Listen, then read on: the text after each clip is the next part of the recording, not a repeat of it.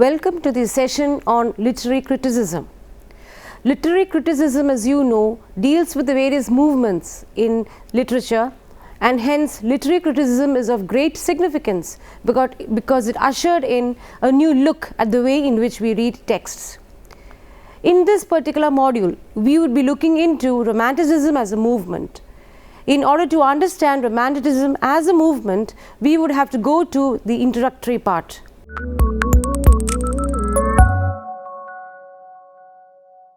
Romanticism as a distinctive movement in the history of Western civilization is of immense significance because it initiated a unique approach to the study of literature, music, art, architecture, painting, criticism and historiography.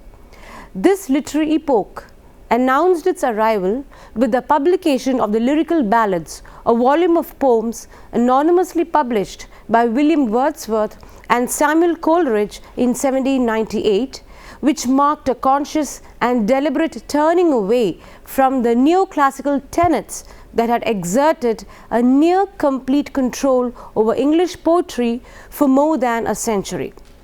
The volume opened with Coleridge's long poem, The Rime of the Ancient Mariner, and closed with Wordsworth's Tintern Abbey. Wordsworth's preface to the second edition in 1800 of the Lyrical Ballads, in which he described poetry as the spontaneous overflow of powerful feelings, became the manifesto of the English Romantic movement in poetry. The Romantic poets gravitated towards a new way of expressing their thoughts on nature and subjectivity, and their affinity for nature, which subsequently proved to be enormously influenced in the process of poetic creation. Let us now move on to trying to understand the Neoclassic period. The Neoclassical movement of the 17th century emerged first in France.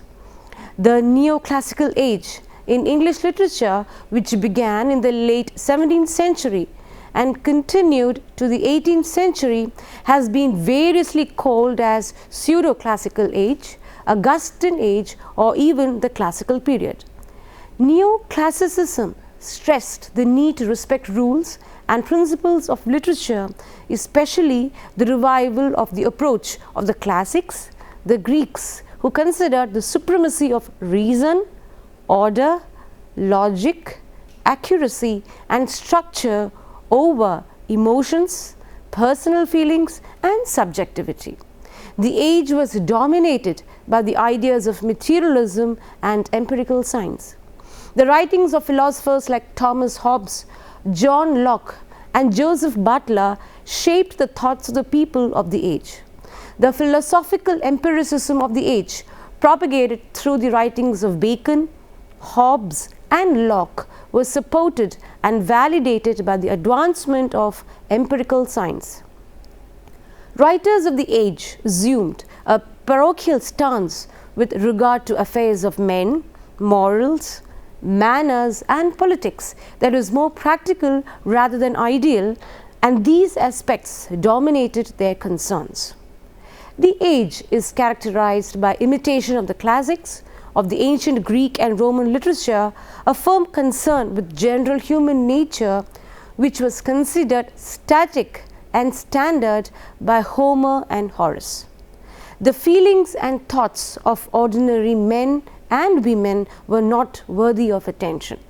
Man was considered insignificant and he possessed limited powers. Man was admonished for excess pride as reflected in the works of the period. The thinkers of the age considered reason, logic and objectivity to be the standards to be maintained with regard to religious beliefs, literature and morality. The didactic function of poetry was considered more important than the aesthetic one. Poetic justice was considered necessary so that virtue is rewarded and vice is punished. Emotions and the use of imagination in writings were restricted.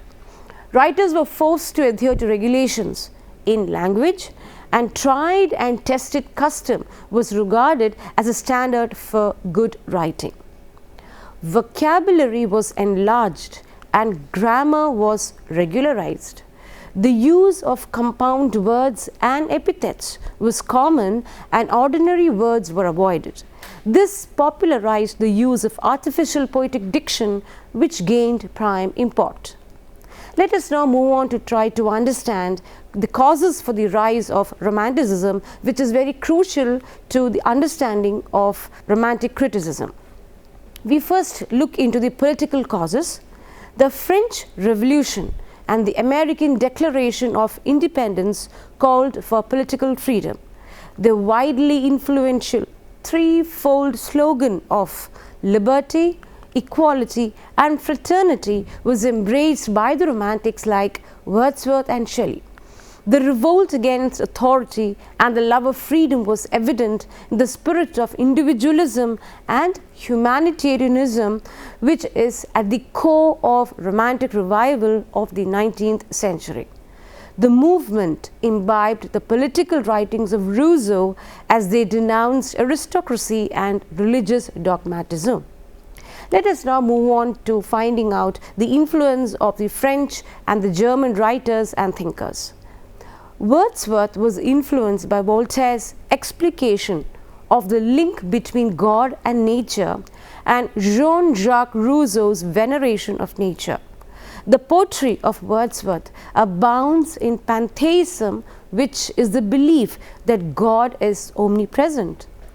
Edmund Burke's A Vindication of Natural Society and William Godwin's Enquiry Concerning Political Justice were largely responsible for the anarchic ideas in the social and political outlook of the poetry of Shelley and Byron. The French writer Rousseau, German writers like Immanuel Kant, Hegel and Schiller influenced the thinking of the English writers of the period. Rousseau's slogans like "Go back to nature" and "Man is born free" became the motto of the Romantic period that spread to Europe and America. Rousseau's emphasis on the dignity of man as a human being endowed with humaneness and the inseparable connection between nature and man that affected human sensibility had a profound influence on the Romantic movement. Rousseau's Emily and Social Contract heralded Romantic humanism, which emphasized equal and natural rights of every individual on the one hand and preached about the generation of power of love on the other. Moving on to the literary influences, the Schlegel brothers, August Wilhelm Schlegel and Friedrich Schlegel, along with Friedrich Wilhelm Joseph Schelling of Germany, propagated the aesthetic view of art. A clear distinction of classicism and romanticism was put forth by August Wilhelm Schlegel. He believed that classicism is an artistic search for a perfect and ordered world, and romanticism, in contrast, is a secret longing of the soul for the chaos that underlies all creation that strives for new births. Schelling gave emphasis to imagination in poetry. He explained that the poet is endowed with a vision that is presented in poetry. Hence, he is not bound by the rules and restrictions. The publication of Relics of Ancient English Poetry in 1765 by Bishop Percy and the influence of scholars like Gray and Thomas Wotton also gave impetus to the appeal for medieval songs, ballads and romances. This way, the poets tried to highlight the beauty and charm of this new form of literature. Let us now look into the role of the reviewers. The Decline and Fall of the Roman Empire by Gibbon viewed ancient, medieval and modern literature as a whole. The reviewers judged works of literature on the basis of their own preferences and not on the basis of rules. Though this method is prejudiced and judgmental in nature, it ushered in the rise of Impressionism and Individualism, which are considered the essential precepts of Romanticism. Let us now move on into the other reasons for the cause of the rise of the movement. The English temperament could never subscribe slavishly to rules.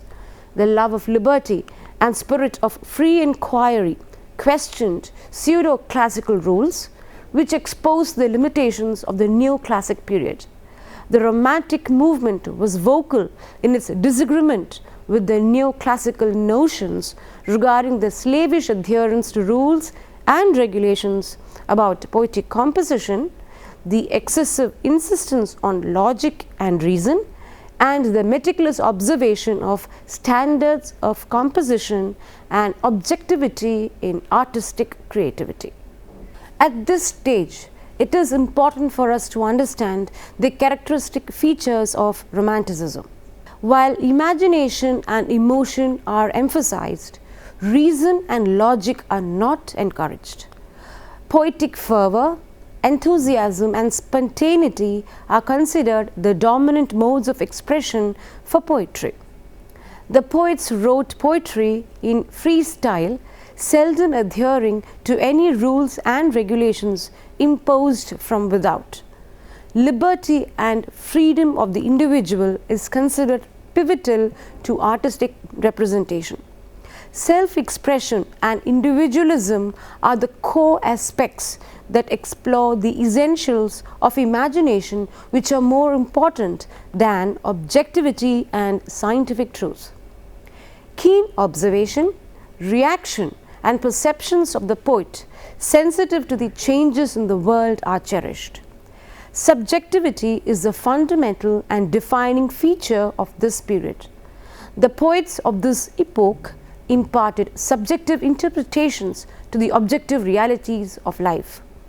The Romantic movement, says William J. Long, was the expression of individual genius rather than of the established rules. Nature is seen as a living entity or force, and man's link to nature should be positive, which means that a symbiotic relationship should be maintained. Nature is benevolent and divine, and has immense powers that need to be explored. However, exploitation of nature, industrialization, emergence of factories, and the resulting pollution seem to have severed man's attachment to nature. Shelley was an atheist, and for a while Wordsworth was a pantheist. The Romantics celebrated the beauty of nature in its various dimensions. Wordsworth equated nature with God. Coleridge described the mysterious power of nature. Shelley praised the force and power of nature. His revolutionary spirit was nurtured by the influence and vigor of nature, and Keats admired the sensuous beauty of nature. Moving on to the next point, poets like Coleridge and Scott provided a sense of wonder and mystery to poetry. It was this interest in the supernatural element that extended the medieval atmosphere of wonder and mystery to Romantic poetry. The capacity to wonder and marvel at the freshness and innocence of the vision of childhood is vividly expressed in the poetry of Wordsworth and Shelley. Imagination is seen as a creative faculty that enhances the ability to spiritually connect with nature and explain the reason for man's association with nature. This feature is predominant in the poems of Samuel Coleridge. An abiding interest in ballads, folk songs, medieval literature and art forms, and Greek and Roman mythology rejuvenated the mind and soul of the poets, who disregarded the neoclassic insistence on decorum. The poetry of the 18th century dealt with life and the so-called fashionable society, clubs and coffee houses, drawing rooms, and the social and political life of London. Neoclassical poetry was essentially urban-centered. In contrast, the primary concern of the Romantics was the ordinary life of people, specifically the rustics living in the countryside.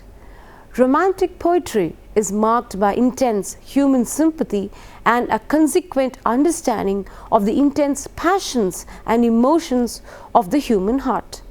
The poet is seen as an individual who is endowed with a certain vision, and his role in society is that of a prophet who is endowed with the power to anticipate social and political changes. In Romantic poetry, lyricism predominates, and the poets of this school use melody and sweetness of tone in their poems. The style of the Romantic poets is diverse, but instead of an artificial mode of depiction of the classical poets, the Romantic poets preferred natural diction and spontaneous expression of thoughts in their poetry. There is a strong reaction against the heroic couplet, regarded as the only eligible verse unit by the Neoclassics. They intentionally experiment with new measures and stanzaic forms to announce the beginning of literary compositions of newer order. Let us now move on to find out who are the Romantics. In order to understand who were the great Romantic poets, it would be beneficial for us to look into the precursors of the Romantic movement. The Romantic movement began in England in 1798 with the publication of the lyrical ballads. However, some of the characteristic features of the poetry of the Romantic poets could be traced to the poetry of James Thomson, William Collins, Thomas Gray, William Cowper, Oliver Goldsmith, Thomas Percy, Thomas Chatterton, and James Macpherson, who are recognized as the precursors of the Romantic revival. These poets of the 18th century exhibited some of the particular features of Romanticism. However, they retained some of the old conventions. The Transitional poets stand midway between a tendency to break away from the Neoclassic tradition and adopting the spirit of the Romantic movement. For this reason, they are known as the Transitional poets, or the precursors of the Romantic revival, or simply the pre-Romantics. Let us now move on to find out the elements of Romanticism in the poetry of Transitional poets. These poets ascribe to what Victor Hugo describes as liberalism in literature. They gave importance to poetic inspiration and enthusiasm, and less concern about systems, techniques, rules, and conventions. Their poetry is devoid of reason, intellectual commitment in content, nature, and treatment of subjects of poetry. The warmth of passion, emotion, and the application of imagination are appraised and followed. Hudson mentions that their poetry shows a love of the wild, fantastic, abnormal, and supernatural. The comments on general human nature, which the Neoclassical poetry prefers, is completely neglected. Their interests are not limited to the shallow description of urban life or the manners and trivial incidents that the Neoclassics proffered. The individual rather than the society is given preference. Their poetry is more subjective in terms of content and subject. A democratic spirit coupled with a greater concern for the ordinary rustic life, the poor and downtrodden, forms their primary poetic concern. The literature and art of the Middle Ages, which Dryden and Pope had neglected on account of their alleged coarseness, became a matter of study and interest. There is a strong reaction against the heroic couplet, which is considered by the Neoclassics as the only appropriate meter for verse. New stanzaic forms and meter are also attempted. Let us now find out who the transitional poets are. We begin with James Thomson, who is a Scottish poet. His poetry is known to have given expression to the achievements of Newtonian science and to an England moving forward to achieving political power on account of growing economic stability and military strength. His Seasons is important for its accurate and sympathetic descriptions of natural scenes. The poem is written in blank verse. It is first sustained nature poem in English and concludes with a hymn to nature. Thomson was of the opinion that the scientist and poet must collaborate in the service of God, and this notion is expressed in To the Memory of Sir Isaac Newton, written in 1727. Liberty is another very long poem in which Liberty herself is made to narrate her career through the ages in Greece, Rome and England. His Castle of Indolence, published in the year 1748, is in Spenserian stanzaic form, and it captures much of the luxuriant, imaginative colour of the Elizabethan poet. Moving on to Oliver Goldsmith, who is also an Anglo-Irish writer and poet. In 1760, Goldsmith began to publish a series of letters in the Public Ledger under the title The Citizen of the World. His important poems, The Traveller, published in 1764, and The Deserted Village, published in 1770, are in heroic couplets. The first poem is didactic and is concerned with the description and criticism of the places and people in Europe which Goldsmith had visited as a tramp. The second poem is rich in natural descriptions and is vibrant with a peculiar note of sentiment and melancholy which foreshadows 19th century romantics. As in the first poem, Goldsmith exhibits the tenderness of his feelings for poor villagers. Goldsmith wrote this romantic ballad of precisely 160 lines in 1765. This poem appears under the title of A Ballad Sung by the Character of Mr. Burkill in chapter 8 of Goldsmith's novel in The Vicar of Wakefield. His important poems include An Elegy on the Death of a Mad Dog, Memory, the Deserted Village, The Village Schoolmaster, A New Simile, A Sonnet, When Lovely Woman Stoops to Folly, Epilogue to She Stoops to Conquer, An Elegy on the Glory of Her Sex, Mrs. Blaze and Memory. We now move on to Thomas Percy, who is known in the history of English literature not for original poetry but for his compilation of ballads, sonnets, historical songs and metrical romances, which he published in 1765 under the title Relics of Ancient English Poetry.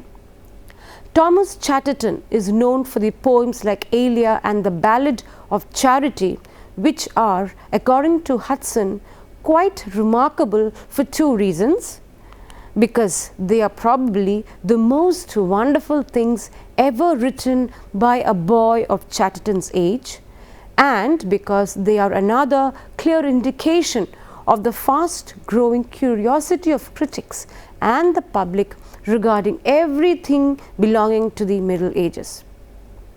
James Macpherson achieved fame with fragments of ancient poetry collected in the Highlands of Scotland and translated from the Gaelic or Erse language, which were given out to be genuine remains of ancient Scottish poetry. Later, he produced Fingal, an epic poem in 6 books written in the year 1762, and then Temora, an epic poem in 8 books published in the year 1763. Thomas Gray was one of the most learned men of Europe of his day. He started his career as a classicist and ended as a genuine romantic. His work, according to Hudson, is a kind of epitome of the changes which were coming over the literature of his time. Gray had begun to write English poems by 1742. Ode to the Spring, Sonnet on the Death of Mr. Richard West, Hymn to Adversity, and Ode on a Distant Prospect of Eton College are considered to be some of the best poems written in this period.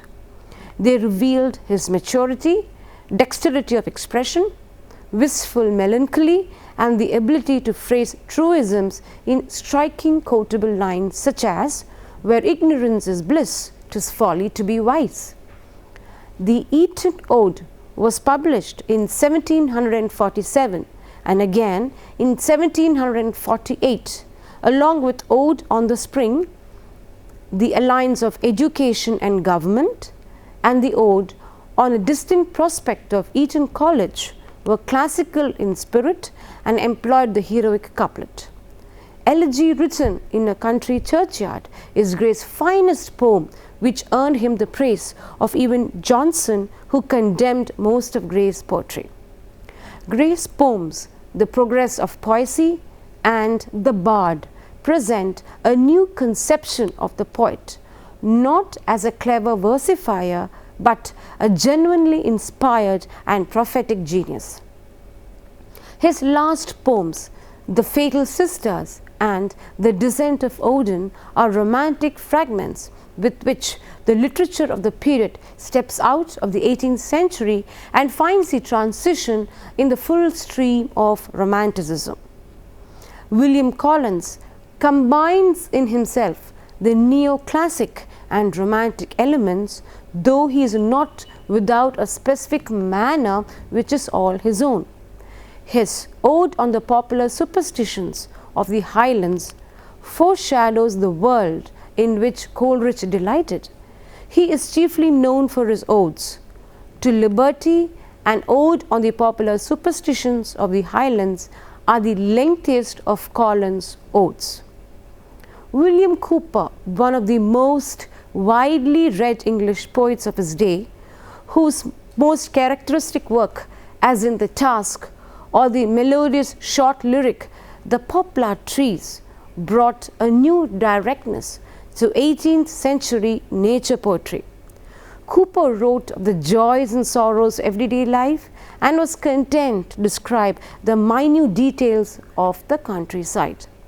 His chief concern for the poor and downtrodden and his comparative simplicity of language is in sharp contrast to 18th century verse.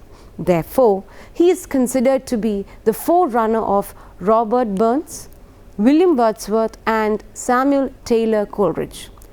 While there is humor in his verse, the sense of desolation is revealed in many of his poems, notably The Castaway. Cowper collaborated with John Newton, a leader of the revival, on a book of religious verse, eventually published as Olney Hymns in 1779. There is tenderness in the poem My Mother's Picture. Robert Southey edited his writings in 15 volumes between 1835 and 1837.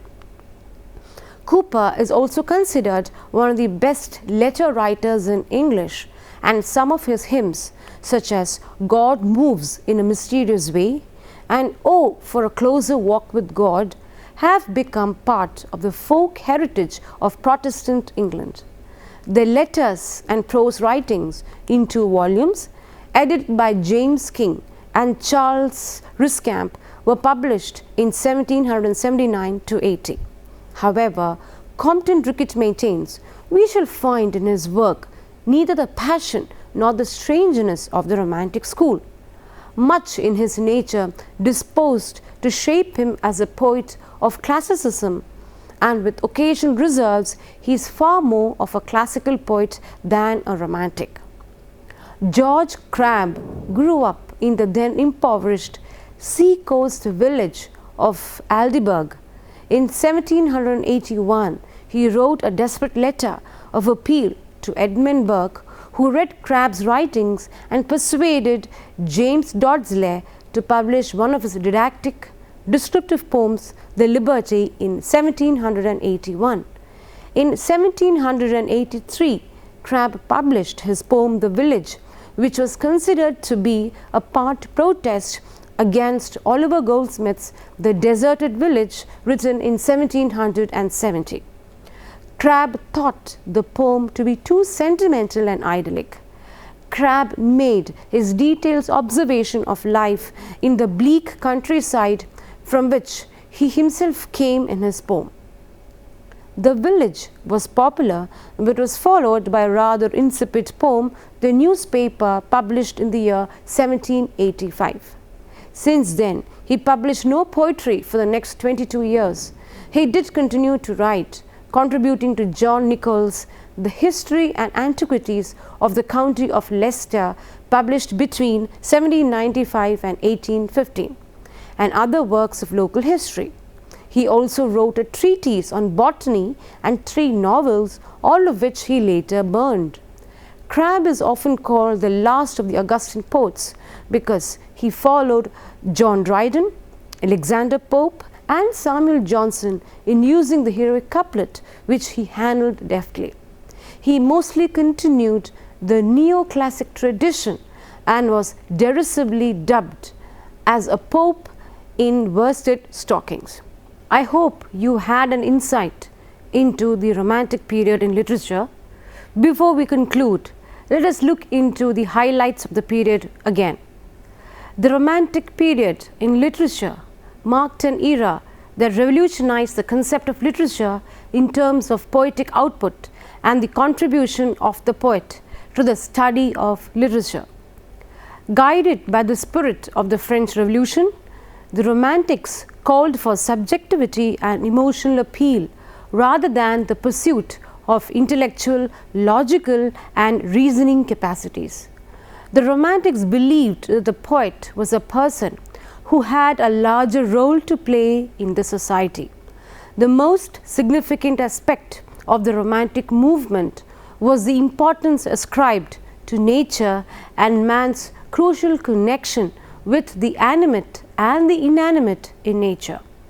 With the publication of lyrical ballads in 1798, the literary field witnessed a purposeful turn from the neoclassic views that gave importance to conventional practices, decorum, and form in poetic creation. The period is characterized by intense emotional appeal, turn to nature, experiments with poetic forms, and humaneness. The period saw the influence of the philosophy of Rousseau, Kant, Hegel, and Schiller. Their aspirations became the cause for announcing the inexplicable connection between all things in the universe, and hence implored man to maintain a harmonious relationship with nature. I hope the model that we have discussed so far would have given you an insight into the Romantic period and show how the period was much different from the periods that preceded it. I hope the session would have been beneficial for you. Until we meet next time, let me say goodbye.